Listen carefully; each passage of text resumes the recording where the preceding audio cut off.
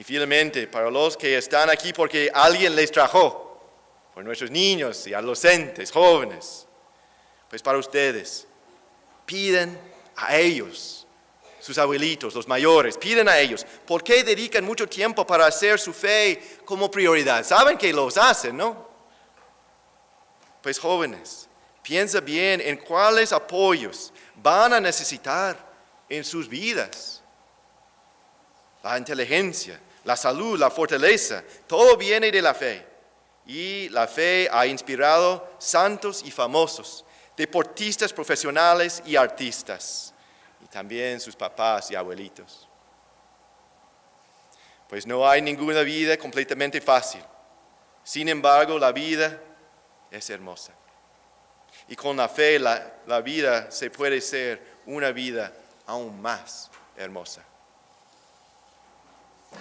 Ya, hermanos y hermanas, cuando celebramos la Navidad, Dios con nosotros, la fe como fuente de todo bien y ayuda en todo mal. La fe es un regalo que recibimos de Dios y lo recibimos nuevamente.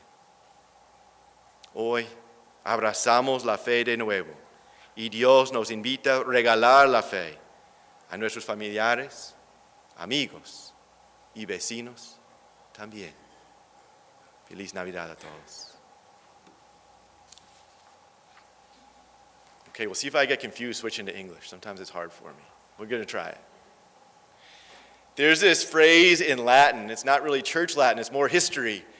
Cuios regio, eius religio. Cuios regio, eius religio. Maybe somebody who grew up with the Latin Mass might understand that right off the bat. For those who don't worry. In English, it means whose realm, his religion. In ancient and medieval times, the king's religion was that of all of his subjects.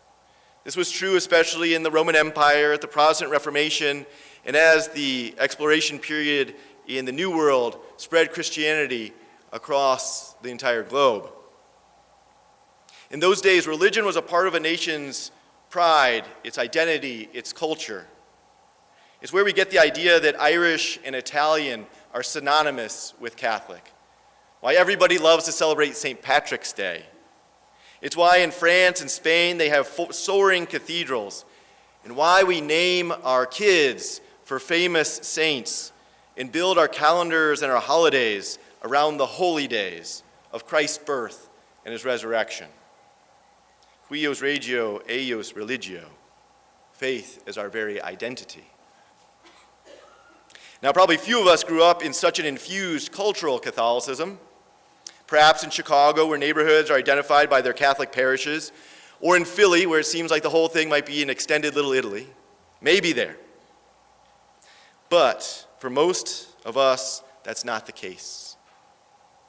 That said, for most of our ancestors, whether they're from Europe, the Americas, Asia, or those parts of Africa that have been Christian for many, many generations, for most of those ancestors, that cultural Catholicism was their reality. It was a very vibrant one. It was with them as they woke up and when they went to bed. It was with them when they said a prayer of asking God's blessing on the day ahead, and when they looked back with an examination of conscience when they closed out the day right before they fell asleep. What is more, for most of our ancestors, life was tough.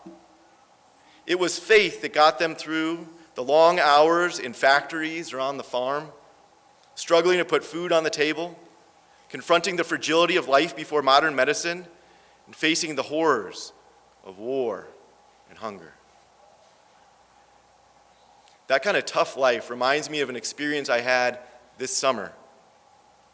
Now, in addition to being a Catholic priest, just celebrated my 10th anniversary back in April, but in addition to that, my group of priests, my religious order, in their wisdom, asked me to go to law school.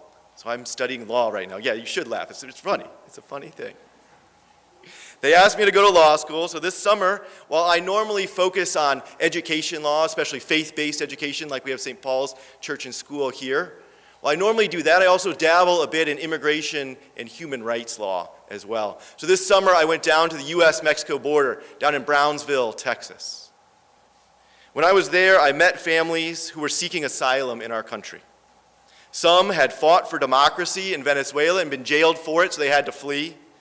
Others were hunted in Guatemala because of their indigenous roots. And others were medical doctors or engineers fleeing the communist regime in Cuba. Many of these people had come thousands of miles on foot, risking the dangers of drug cartels and corrupt law enforcement, scorching heat on the road, and deadly disease whenever they even got a chance to rest.